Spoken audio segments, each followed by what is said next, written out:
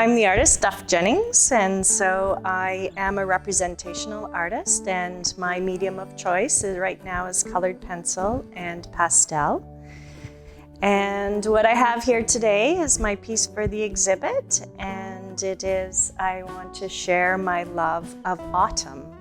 So I love the long dramatic shadows that she paints. I love the warm embrace of her tempered sunshine. I love the crispness in the air, and I love that unmistakable crunch of fallen leaves that only comes in autumn.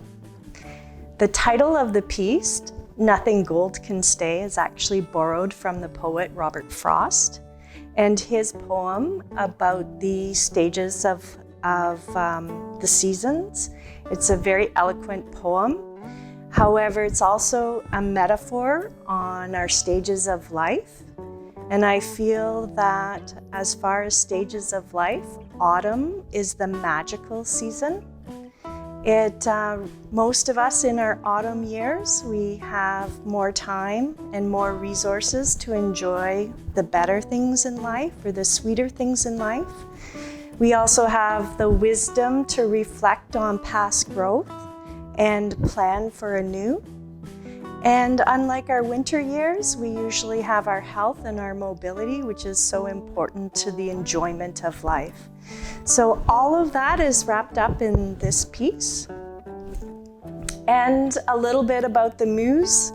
I literally was out for a morning walk in the autumn, and it was a nice crisp morning with long dramatic shadows, and I came across a single leaf on a sidewalk.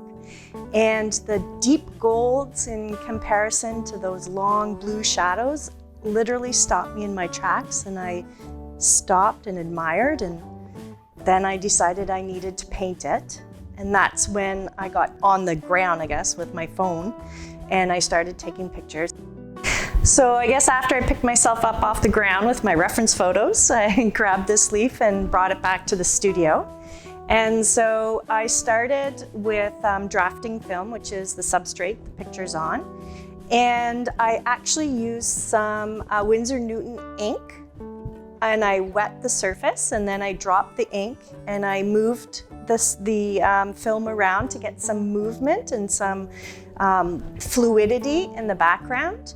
I then added rock salt to add some texture because it'll draw the pigment in.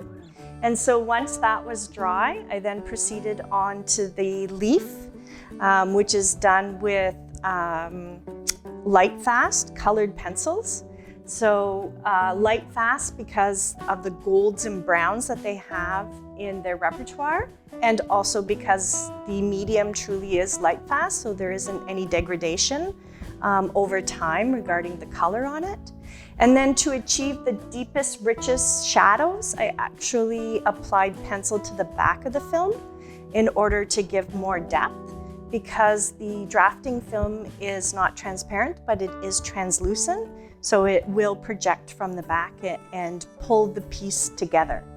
So that was my process, and I would encourage anyone who's interested in the arts not only to explore the medium of colored pencil, but also explore different substrates, because the way the medium responds on the different surfaces is very different. So certainly a sanded paper or a pastel paper will give a much different result. However, you can get almost endless number of layers, so you can almost get a really Renaissance oil painting effect to it. The drafting film is much slicker, so you have to plan out your process a little bit in advance, because you only have about 3 to 5 layers of different colors. And with the colored pencils, you're actually mixing on the surface. So it's not a case of, say, oils where you pick the perfect color.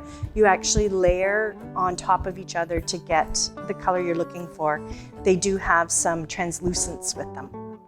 And the best part, you can just put your pencil down and go about your day, and there's no cleanup per se, and it can travel well too. So you can take your pencils and your paper, and you can go en plein air or travel.